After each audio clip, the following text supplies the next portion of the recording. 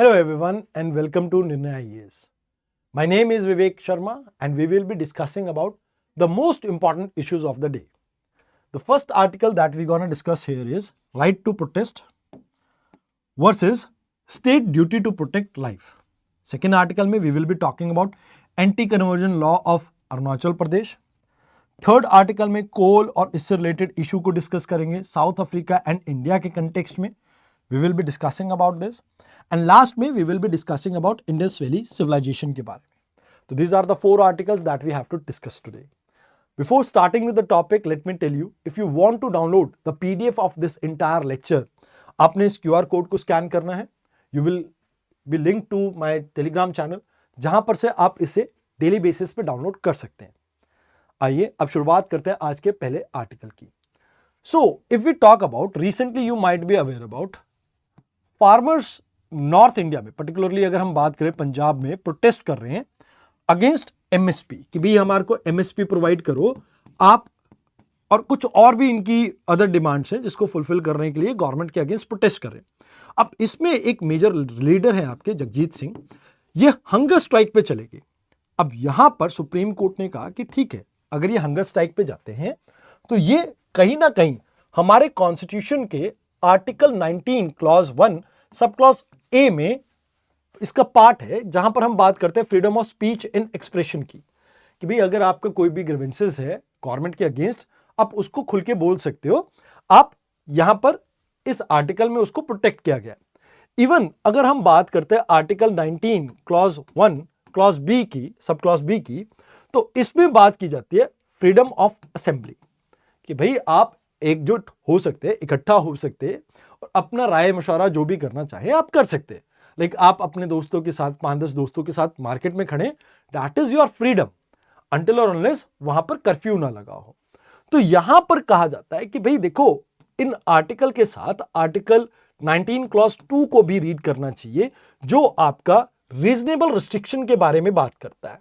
अब reasonable restriction in the sense क्या, जैसे आप मोरालिटी की बात करें, या आप पब्लिक लॉ एंड ऑर्डर की सिचुएशन की बात करें, या सॉवरेनिटी की बात करें इंडिया की, तो इन सभी केसेस में कि भाई सॉवरेनिटी को प्रोटेक्ट करना है, पब्लिक ऑर्डर को कहीं ना कहीं इंश्योर करना है, मोरालिटी को आपने इंश्योर करना है, तो इन सभी केसेस में रीजनेबल रिस्ट्रिक्शन लग सकती है.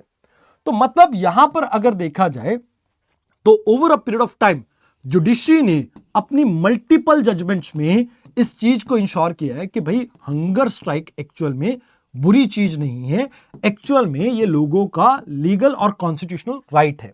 अब जैसे example, Mohammad Yusuf versus state of Jammu Kashmir 1979 में सुप्रीम कोर्ट ने कहा कि भाई हंगर स्ट्राइक अनकॉन्स्टिट्यूशनल नहीं है, ये टोटली आपकी लीगल है.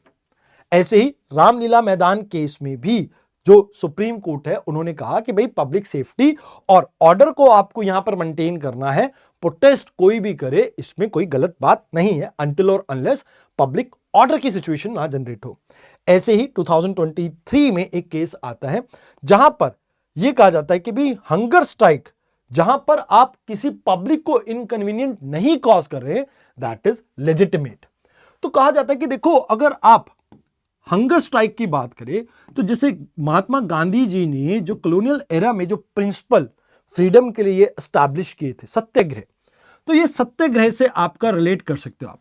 तो कहीं ना कहीं आप हंगर स्ट्राइक को इसलिए भी वैलिडेट करते हो कि भाई ये आपका हिस्टोरिकल सिग्निफिकेंस है, नॉट जस्ट महात्मा गांधी. अगर आप भगत सिंह की बात करें, जतिन दास की बात करें, इन सभी ग्रेट लीडर्स ने भी अपने टाइम कभी ना कभी हंगर स्ट्राइक करी है. तो दैट्स व्हाई इसका एक हिस्टोरिकल सिग्निफिकेंस है. दूसरी चीज, अब जैसे मान लीजिए मैं किसी कॉज को कमिट करता हूं, मतलब कॉज इन द सेंस कि भाई मेरे को लगता है कि भाई यहां पर बीपीएससी स्टूडेंट्स के साथ गलत हो रहा है, या मुझे ऐसा लगता है कि फार्मर्स के साथ गलत हो रहा है. अब मैं उस कॉज के लिए अपनी मोरल विल्स को यहां पर शो करना चाहता हूं, तो कहीं ना कहीं मोरली इस चीज को कनेक्ट करने के लिए, यानी मोरल अथॉरिटी अपनी स्टैब्लिश करने के लिए, यहां पर कॉज को कमिट, जो भी आपका कॉज है उसके प्रति अपनी कमिटमेंट दिखाने के लिए ये एक वे है, एक मीन है. In addition to this, it is also democratic way of expression, because right now if someone is violating the minority point of view, तो भैया वो करेगा क्या? अब या तो वो हथियार उठाता है या वो प्रोटेस्ट करता है। तो कहते हैं कि भाई ये डेमोक्रेटिक वे है जिससे आप अपने कंसर्न सामने मेजॉरिटी के रख सकते हैं। And more over it's a peaceful protest जहां पर किसी भी पब्लिक या किसी पब्लिक इंस्टीट्यूशन या किसी भी लाइक लाइफ को हार्म नहीं किया जाता है। तो that's why it's a peaceful way to somewhere like आप अपनी जो बात है वो सरकार के सामने रख पाते हैं। बट कहते हैं कि भाई इसमें कुछ आर्ग्यूमेंट है जो अगेंस्ट जाते हैं। अब जैसे क्या आर्ग्यूमेंट अगेंस्ट जाते हैं? देखो, अगर आप आर्टिकल 21 की बात करें, आर्टिकल 21 सीधा सीधा कहता है कि भाई there is a right to life. अब राइट टू लाइफ को प्रोटेक्ट करना ये आपकी कॉन्स्टिट्यूशनल ऑब्लिगेशन है। अब कोई पर्सन अपनी लाइफ को हार्म कर रहे हैं हंगर स्ट्राइक के थ्रू, तो वो कहीं ना कहीं गलत है। यहां पर एक तरह से आप ये कह सकते हो कि गवर्नमेंट के सामने एक एथिकल डायलेमा है। डायलेमा ये है कि भाई आपको यहां पर आर्टिकल 19 के अंडर उसके राइट्स को भी प्रोटेक्ट करना है और आर्टिकल 21 के अंडर भी उसके राइट्स को प्रोटेक्ट करना है। तो एक बैलेंस मेंटेन करना आपको बहुत जरूरी है। In addition to this there is also sometime आप ये कह सकते हो कि भाई पॉलिटिकल प्रेशर या वोट बैंक पॉलिटिक्स के लिए भी इस तरह की चीजों को यूज किया जाता है। तो दैट इज इनकरेक्ट कि भाई देखो आप क्या कर रहे हो, देश के अंदर एक किसी तरह से आप पब्लिक डिसऑर्डर क्रिएट कर रहे हो भाई। लाइक आप कोई बहुत बड़ा इशू नहीं, कोई छोटे से इशू को इतना ज्यादा तूल दे देते हो कि वो जिससे एक एरिया में पब्लिक ऑर्डर की एक सिचुएशन, लॉ एंड ऑर्डर की सिचुएशन क्रिएट हो जाती है। तो वो चीज कहीं ना कहीं गलत हो जाती है। तो यहां पर आप ये कह सकते हो कि ये एक तरह से गवर्नमेंट को प्रेशर करने की कोशिश की जाती है, जहां पर कई बार जो ब्रॉडर पब्लिक इंटरेस्ट है गवर्नमेंट को उसके अगेंस्ट भी जाना पड़ता है फिर। और यहां पर जैसे मैंने आपको कहा कि भाई पब्लिक लॉ एंड ऑर्डर की सिचुएशन भी क्रिएट हो सकती है। अब यहां क्या किया जा सकता है, what could be the way forward? तो सबसे पहले तो आप डायलॉग एंड डिबेट्स के ऊपर फोकस करो ना, डी स्क्वायर के ऊपर। आप कोशिश कीजिए कि भाई जितनी भी आपकी प्रॉब्लम्स हैं पब्लिक को आप मौका दीजिए कि वो आपसे कनेक्ट कर सके, आपसे बात कर सकें, अपने कंसर्न्स रख सकें। तो debate discussion is very important. In addition to this आप यहां पर मेडिकल ओवरसाइट को इंश्योर कीजिए कि भाई मेडिकल सुपरविजन हो जहां पर भी आपकी हंगर स्ट्राइक चल रही है, सो दैट उसकी हेल्थ के ऊपर कोई भी नेगेटिव रिपरकशन ना हो।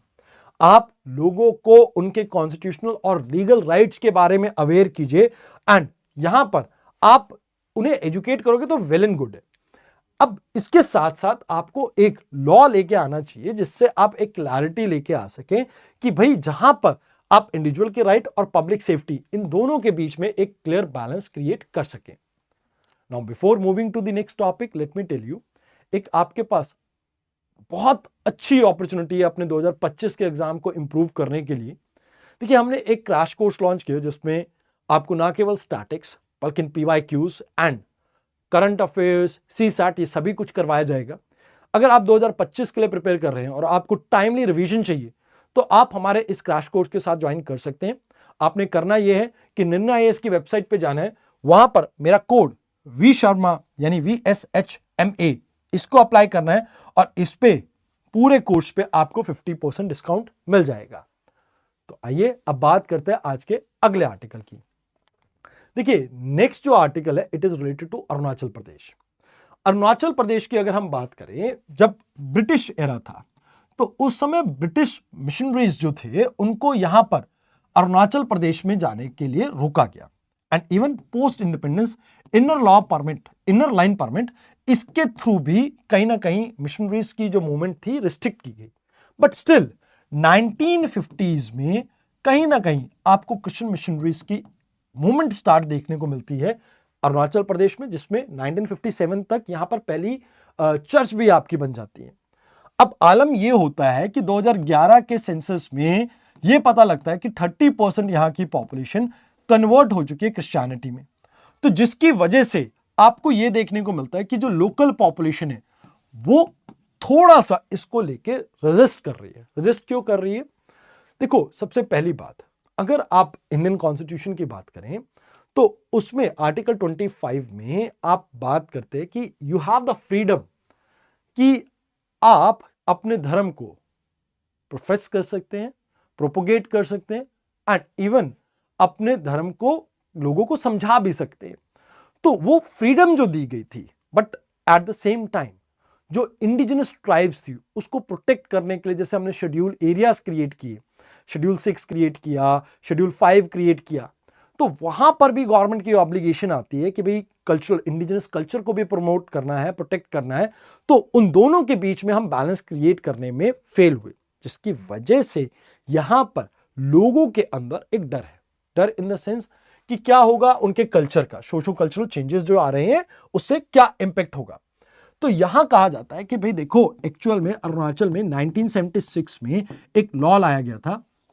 इस लॉ के अंडर अगर कोई फोर्सफुल कन्वर्जन करवाता है तो उस केस में उसको 2 साल तक की सजा एंड 10,000 तक का जुर्माना, और कोई भी कन्वर्जन हो तो उस कन्वर्जन में आपको क्या करना पड़ेगा, डिप्टी कमिश्नर को इन्फॉर्म करना पड़ेगा। अगर नहीं करते हैं तो उसमें भी आपको सजा के प्रावधान हैं। अब इस लॉ को अगर देखा जाए तो बहुत ज्यादा स्ट्रिक्ट है। अब स्ट्रिक्ट होने की वजह से इसके कुछ पॉजिटिव और कुछ नेगेटिव निकल के आते हैं। जैसे अगर आप इस लॉ को इंप्लीमेंट करेंगे तो आप ट्राइबल कल्चर को प्रोटेक्ट कर पाएंगे, बिकॉज अगर आप अरुणाचल प्रदेश की बात करें तो आपके कुछ ट्राइब जैसे महायान से बिलोंग करते हैं, कुछ थिरविडा बुद्धिज्म से बिलोंग करते हैं, कुछ आपके क्रिश्चियनिटी से बिलोंग करते हैं।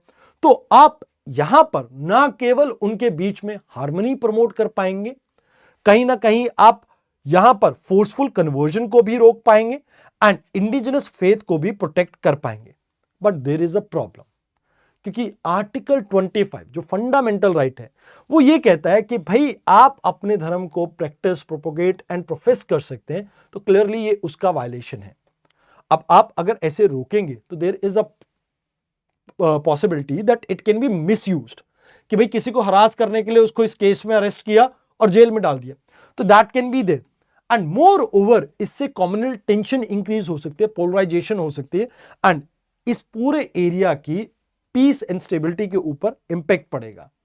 एक बड़ा बात यह भी है कि इसको कैसे इंप्लीमेंट करोगे, कि कौन सी फोर्सफुल कन्वर्जन है, कौन सी नहीं, किसने विलिंगली क्रिश्चियनिटी या किसी और धर्म को अडॉप्ट किया है, तो उसको आप कैसे जज करोगे। मोर ओवर इंडिया में पब्लिक सर्विसेज डिलीवरी में ये जो मिशनरीज हैं इनका बहुत ज्यादा इंपॉर्टेंट रोल रहता है, सोशल वेलफेयर में इनका रोल रहता है।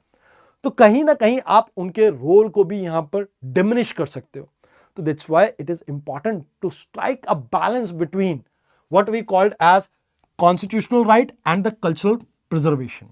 तो इसके बीच में एक आपको बैलेंस क्रिएट करना पड़ेगा, जहां पर अगर किसी का कंसर्न हो तो यहां पर उसको मॉनिटर किया जाए, उसको टाइमली रिड्रेसल किया जाए, एंड इसमें लोगों के बीच में अवेयरनेस डालने की जरूरत है कि भाई अगर कोई फोर्सफुली ऐसे कन्वर्ट कर रहा है तो उसको यहां पर रिपोर्ट किया जाए। तो जिससे ना केवल हम इंडिजिनस कल्चर को भी कहीं ना कहीं प्रिजर्व कर पाएंगे, बट लोगों के फ्रीडम यानी यहां पर जो कल्चरल राइट्स हैं हम उसको भी प्रोटेक्ट कर पाएंगे। तो that is the second article that we have to discuss today. आज का जो थर्ड आर्टिकल है it is related to South Africa. Although South Africa की हाई कोर्ट का एक बड़ा बयान आया जिसमें इन्होंने कोल बेस्ड एक बहुत बड़े प्रोजेक्ट को कैंसिल कर दिया। अब इसके पीछे रीजन क्या देता है, कहते हैं जी जैसे अगर आप कोल की बात करें तो कोल ना केवल पोल्यूशन कॉज करता है, बल्कि कोल के साथ एक प्रॉब्लम ये भी है कि ये ग्रीन हाउस गैस है और क्लाइमेट चेंज के लिए आपका रिस्पॉन्सिबल है। तो कहीं ना कहीं अगर आप साउथ अफ्रीका की बात करते हैं तो वहां पर कॉन्स्टिट्यूशन के अंदर एक कॉन्स्टिट्यूशनल राइट है आपका, right to environment protected from pollution. तो यहां पर अगर आप बात करते हैं तो आपको एक कॉन्स्टिट्यूशनल प्रोविजन दिया गया जहां पर आपके इकोलॉजिकल डिग्रेडेशन को रोकने की बात की गई एंड एनवायरमेंट को प्रोटेक्ट करने की बात की गई। एंड ये चीज, इसी पूरी चीज को यहां पर इंप्लीमेंट करते हुए इस पूरे प्रोजेक्ट को कैंसिल किया गया। अब देखिए साउथ अफ्रीका की बात हो रही है तो इंडिया को भी हम कैसे, मतलब क्योंकि इंडिया एक ऐसी इकॉनमी है जो इवॉल्व कर रही है एंड अभी स्टिल ग्रोइंग स्टेज में है। तो इंडिया की अगर हम बात करते हैं तो इंडिया के अंदर आज भी हम 50% एनर्जी सिर्फ और सिर्फ फॉसिल फ्यूल से जनरेट कर रहे हैं, कोल से जनरेट कर रहे हैं। तो हमारी डिपेंडेंसी बहुत ज्यादा है एंड मोर ओवर हमने नेट जीरो को अचीव करना है 2070 तक। तो यहां पर हमारी गवर्नमेंट ने भी over a period of time काफी बार इस चीज को कमिट किया है कि भाई हमें ट्रांजिट करना पड़ेगा कोल से रिन्यूएबल एनर्जी की तरफ एंड इसमें हमें एनवायरमेंटल जस्टिस को प्रमोट करना होगा। बट इंडिया के लिए ये जर्नी बहुत ईजी नहीं रहने वाली है। रीजन बीइंग, इंडिया के अंदर हाई एम्प्लॉयमेंट रेट देखने को मिलता है आपको फॉसिल फ्यूल बेस्ड इंडस्ट्रीज में। तो कहीं ना कहीं अनएम्प्लॉयमेंट को रोकने के लिए हमें मेजर्स यहां पर लेने पड़ेंगे। We are committed to net zero, but at the same time आप ये समझो ना कि भाई हमारे यहां पर इकोनॉमिक डिपेंडेंसी बहुत ज्यादा है, ना केवल एनर्जी सेगमेंट के लिए बल्कि एम्प्लॉयमेंट के लिए भी। माइनिंग में, एनटीपीसीज में एंड वेरियस एंसिलरी सेक्टर्स में आपको डिपेंडेंसी देखने को मिल रही है एम्प्लॉयमेंट की। तो यहां पर उसका एक बैलेंस क्रिएट करना पड़ेगा। मोर ओवर, रिन्यूएबल एनर्जी की अगर बात की जाए तो we are still not having that kind of technology कि हम indigenously solar panels, wind mills, इन सबको इंडिया में, मेक इन इंडिया में प्रमोट कर सकें। तो हम बहुत ज्यादा दूसरी कंट्री के ऊपर डिपेंडेंट नहीं होना चाहते अपने एनर्जी नीड के लिए। तो एनर्जी सिक्योरिटी के लिए भी it's vital. Right now we have to create a balance. In addition to this, आप कथनी और करनी में फर्क देखते हैं, यानी गवर्नेंस में आपको गैप देखने को मिलता है। वेयर आप ये देखते हैं कि गवर्नमेंट एक तरफ तो कहती है कि भाई आपको solar energy, renewable energy promote करनी है, बट कोई ऐसी कोहेसिव पॉलिसी आपको नहीं देखने को मिलती है जो इस चीज को लाइक बहुत फोर्सफुली इंप्लीमेंट करने की बात करती हो। एंड इवन अगर आप देखें तो माइनिंग, ऑल्दो आपका एक बड़ा प्रॉब्लम है हमारे सामने कि भाई माइनिंग की वजह से बहुत सारी आपकी डिफॉरेस्टेशन होती है, वाटर पोल्यूशन होती है, बट साथ के साथ रोजगार बहुत सारे लोगों को प्रोवाइड करते हैं। तो स्टिल इस वजह से ये चीज हमें सहनी पड़ती है। तो कहते हैं कि भाई देखो, हमारी भी जुडिशरी में एक MK Ranjit Singh versus union of India case आया था रिसेंटली, और इसमें गवर्नमेंट ने ये कहा था, 3-4 मिनिस्ट्रीज ने ये कहा था कि भाई हम ट्रांजिट करना चाहते हैं रिन्यूएबल एनर्जी की तरफ। इवन नेशनल ग्रीन ट्रिब्यूनल, इसने भी फ्रिक्वेंटली कई सारे प्रोजेक्ट में इंटरवीन करके उसे रोकने की कोशिश की है जो इन्वायरमेंटल डिग्रेडेशन के लिए रिस्पॉन्सिबल है। अब इंडिया ने क्या क्या मेजर इनिशिएटिव लिए, जैसे रिन्यूएबल एनर्जी पोटेंशियल इंडिया के पास बहुत है, चाहे आप सोलर की बात करो, विंड की बात करो, हाइड्रो की बात करो। एंड इवन इंडिया ने इंटरनेशनल सोलर अलायंस जैसी एक ऑर्गेनाइजेशन को फॉर्म किया है जो इंडिया की पोजीशन दर्शाता है कि भाई हम सोलर एनर्जी में वर्ल्ड लीडर बनना चाहते हैं। साथ के साथ ग्रीन सेक्टर में millions and millions of job create करने की हमारे पास अपॉर्चुनिटी है, जो कि एक्चुअल में इंडिया की अनएम्प्लॉयमेंट की प्रॉब्लम को सॉल्व कर सकता है। एंड मोर ओवर, अगर हम क्लीन एनर्जी की तरफ ट्रांजिट करते हैं तो इससे कहीं ना कहीं जो कोल बेस्ड प्रॉब्लम हमें देखने को मिलती है कि भाई हेल्थ से रिलेटेड, कि भाई लंग्स को अस्थमा हो जाता है, लंग्स को रिलेटेड प्रॉब्लम्स हो जाती है लोगों को, तो हम उसको भी मिनिमाइज कर पाएंगे। तो these are the things that you have to keep in mind in this article. Let's talk about the last article of the day.